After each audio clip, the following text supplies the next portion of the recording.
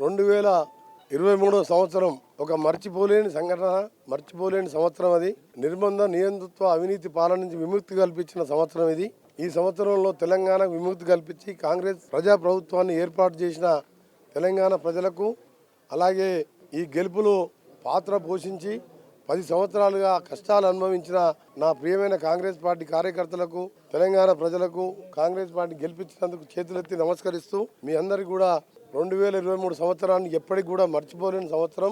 దానికి వీడుకోలు పడుతూ 2024 సంవత్సరం ఒక అద్భుతమైన సంవత్సరంగా 2024 నుంచి రాబో 20 సంవత్సరాల వరకు కాంగ్రెస్ పార్టీ తెలంగాణ ప్రజల్ని గుండెల్లో పెట్టుకుని చూసుకుంటుందని ఈ నూతన సంవత్సర శుభాకాంక్షలు తెలియజేసుకుంటూ, అలాగే సంక్రాంతి పండుగ శుభాకాంక్షలు తెలియజేసుకుంటూ, గత అనుభవాల దృష్ట్యా ఒకరు, ఇద్దరు, ముగ్గురు, నలుగురు 40 కుటుంబాలు బాగుపడ్డ తెలంగాణకు ఆ రోజు తెలంగాణ 66 దశాబ్దాల తెలంగాణ ఉద్యమం 4 కోట్ల మంది ప్రజలు బాగుపడాలి, మన సంపదన, మన ఉద్యోగాలు, మన నీళ్లు ఆంధ్ర వాళ్ళు దోసుకెళ్తున్నారని 60 సంవత్సరాల ఉద్యమం జరిగితే ఆ రోజు తెలంగాణ 400 మంది అసూలు బాసిన అమరులు.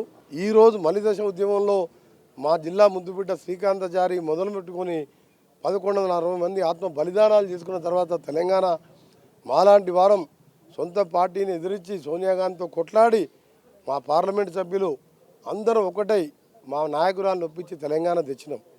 కానీ జరిగింది ఏందో మీ అందరికీ తెలుసు.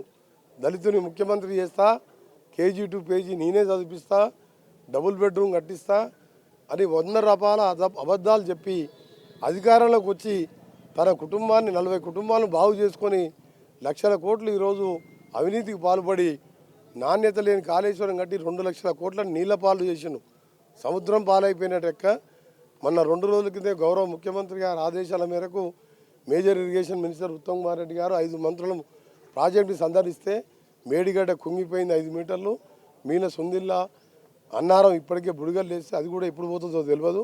అలా 2 లక్షల కోట్ల సముద్రం పాలు చేసి 12% ఇంట్రెస్ట్ బ్యాంకుల దగ్గర తీసుకొచ్చి సంవత్సరానికి 12,000 కోట్ల ఇంట్రెస్ట్లే కట్టుకుంటూ, దాంతోపాటు ట్రాన్స్పోర్ట్ డిపార్ట్మెంట్ చూస్తే 80,000 కోట్ల అప్పులు, సివిల్ సప్లైలో 59,000 కోట్ల అప్పులు, మిల్లర్స్లో ఇవాళ జరిగిన అవినీతి 16,000 కోట్లని అన్ని పత్రికల్లో రాసినాయి. ధాన్యం మిల్లర్ దగ్గర ఉంటే కూడా దాన్ని కూడా పట్టించుకోలే. దానికి అర్థమైందంటే కొడుకు, బిడ్డ, అల్లుడు కేసీఆర్ చేతిలో తప్ప ఏ మినిస్టర్కి అధికారం లేకుండే. కానీ ఇవాళ మా ముఖ్యమంత్రి గారి నాయకత్వంలో అందరం టీం మెంబర్స్, మినిస్టర్స్ కానీ ఎమ్మెల్యేలను కానీ ఒక టీమ్గా పనిచేసి స్వచ్ఛమైన పరిపాలన అందిస్తామని ముఖ్యంగా 2 విషయాలు ఈరోజు చెప్పదలుచుకున్నా.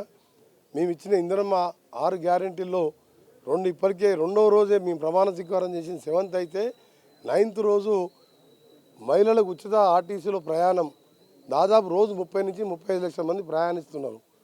రోజు 10 కోట్లు మా మీద భారం పడుతుంది. భారం కాదు, అది మా బాధ్యత. పేద మహిళలు పెరిగిన బస్ ఛార్జీని భరించలేక అదొక నిర్ణయం తీసుకున్నాం, ఇంప్లిమెంట్ చేస్తున్నాం. దాదాపు రోజు 10 కోట్ల భారం కాదు. ఇప్పుడే చెప్పినట్టు మేము మహిళలకు ఒక కానుకలాగా చెప్పిన మాట నిలుపుకున్నాం. ఆరోగ్యశ్రీ అనేది పేదవానికి వరం లాంటిది. రోగం వస్తే పేదవానికి భూములు ఉండవు, ఆస్తులు ఉండవు, అప్పులు ఇవ్వరు, మరణమే దిక్కు. ఒక మనిషి మరణిస్తే ఆ దేవుడు కూడా తీసుకురాలేడు. దాన్ని 5 లక్షలకి వెళ్ళి 10 లక్షలు పెంచుతూ మా గౌరవ ముఖ్యమంత్రి రేవంత్ రెడ్డి గారు మేమందరం కలిసి క్యాబినెట్లో నిర్ణయం తీసుకొని అమలు చేస్తున్నాం. మిగిలిన 6 గ్యారెంటీల కోసం డిసెంబర్ 28కి వెళ్ళి 6th వరకు జిల్లాల వారీగా ఇన్ఛార్జ్ మినిస్టర్ నిర్వహించి వాళ్ళు అపాయింట్ చేసి అప్లికేషన్ తీసుకుంటూ ఆ సమస్యలన్నీ కూడా మేము ఇచ్చిన టైం 100 రోజుల్లోపే ఇంప్లిమెంట్ చేస్తామని మరొకసారి హామీ ఇస్తూ, చివరగా నిన్న ముఖ్యమంత్రి గారు ఒక నిరుద్యోగులకు ముఖ్యంగా బీఈడీ చేసి 5 లక్షల మంది కోచింగ్ సెంటర్లో 10 సంవత్సరాలుగా ఎప్పుడు వస్తుందా నోటిఫికేషన్ అని చెప్పి 70,000 ఖాళీలు టీచర్లు ఉంటే ఒక్కసారి కూడా దాని మీద నిర్వహించలే. ఇలా త్వరలో మెగా డిఎస్సి అని చెప్పి మా ముఖ్యమంత్రి గారు ప్రకటించినందుకు, దానికి తోడు టాటాతోని 2,000 కోట్లతో ఫార్మల్గా అగ్రిమెంట్ చేసుకొని 50 ఐటీఐ కాలేజీల్లో స్కిల్డ్గా ఐటీఐ విద్య నేర్పించి ప్రైవేట్ రంగంలో కూడా వారికి నెలకు 56,000 సంపాదించుకున్న విధంగా ఒక స్కిల్ డెవలప్మెంట్ సెంటర్స్ని అత్యాధునిక టెక్నాలజీతో ఈరోజు టాటాతో ఎంఓయూ చేసుకున్నందుకు అది నూతన సంవత్సర నిరుద్యోగులకు కానుకగా ముఖ్యమంత్రి గారు, ఈ ప్రభుత్వం, కాంగ్రెస్ పార్టీ ప్రభుత్వం సోనియా గాంధీ ఇచ్చిన కానుకగా భావించండి. నిరుద్యోగులు ధైర్యంగా ఉండండి. ఇంకా చిన్న విషయం ఒకటి ఏంటంటే ఆటో కార్మికులు ఆందోళన చెందుతున్నారు. అది ఆ ప్రతిపక్షాలు రెచ్చగొట్టొద్దు, దాన్ని వాళ్ళు అడగకముందే ఈ సమస్య వస్తుందని చెప్పి 12,000 రూపాయలు సంవత్సరానికి పెట్టడంతో పాటు 5 లక్షల ఇన్సూరెన్స్ కూడా పెట్టాం. ఇంకా కూడా వాళ్ళకు నష్టపోకుండా వాళ్ళకి ఏం చేయాలనో ముఖ్యమంత్రి గారితో చర్చిస్తున్నాం. ఇక నా శాఖకు వస్తే R&B శాఖ ఎంతో ప్రతిష్టాకు సంబంధించిన RRR రోడ్డు దాదాపు 25,000 కోట్లతోని 180 కిలోమీటర్ల ల్యాండ్ ఎక్విజిషన్ పూర్తయింది. నార్థన్ పార్ట్లో, సదర్న్ పార్ట్ అంటే చౌటుప్పల్ ఈ ఏరియాలో కూడా ల్యాండ్ ఎక్విజిషన్ చేయడం. ఆ పార్ట్లో కూడా ఫిబ్రవరిలో టోటల్గా 20,000 కోట్లు కేంద్రమే భరిస్తుంది. Land acquisition 50-50%. దాన్ని కూడా వెంటనే పనులు ప్రారంభించే విధంగా ముఖ్యమంత్రి గారితో నిన్ననే చర్చించడం జరిగింది. దాంట్లో కేసీఆర్ ఎంత నిర్లక్ష్యం అంటే 100% సగం తెలంగాణ కవర్ చేసి ఆ రోడ్ వస్తే రేడియల్లో నిర్మిస్తే ఎక్కడికో వెళ్ళిపోతుంది హైదరాబాదు. 346 కోట్లు యూటిలిటీ ఛార్జెస్ అంటే మధ్యలో వచ్చే ఎలక్ట్రిసిటీ పోల్స్ కానీ, కన్స్ట్రక్షన్ కానీ, మిల్స్ కానీ, ఫ్యాక్టరీలు వస్తే దాన్ని షిఫ్ట్ చేయడానికి ఇచ్చే ఖర్చు మేము ఇయ్యము అని చెప్పిండు ఆయన. మాకు కేంద్రం డబ్బులు వద్దన్నాడు. కేంద్రం డబ్బులు అంటే మోడీ గారు వారి సొంత డబ్బులు కాదు, అది కూడా మనం కట్టిన పన్నుల డబ్బులే. మనం తప్పకుండా ఆ 324 ఇస్తామని చెప్పి లేఖ కూడా రాయడం జరిగింది. దాన్ని కూడా వర్క్ కూడా స్టార్ట్ చేసి ఒక హైదరాబాద్కు తెలంగాణకు మణిహారం లాగా నా శాఖలో 4 సంవత్సరాలు పూర్తి చేయబోతాను తెలియజేసుకుంటూ మరొకసారి అందరికీ నూతన సంవత్సర శుభాకాంక్షలు, సంక్రాంతి శుభాకాంక్షలు.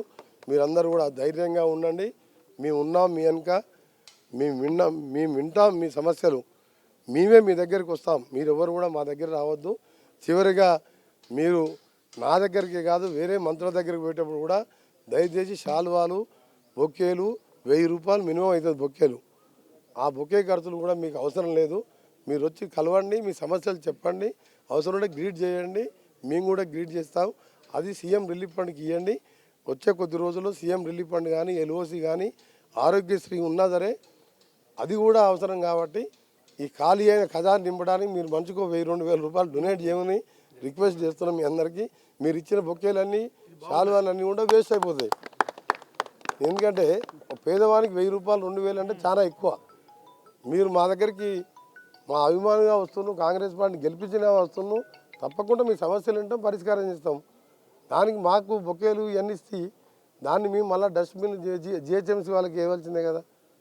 దాని బదులు మీ సీఎం రిలీఫ్ ఫండ్కు 1000 రూపాయలు ఇవ్వండి. సీఎం రిలీఫ్ ఫండ్తో ప్రజలకు ఆదుకుంటాం.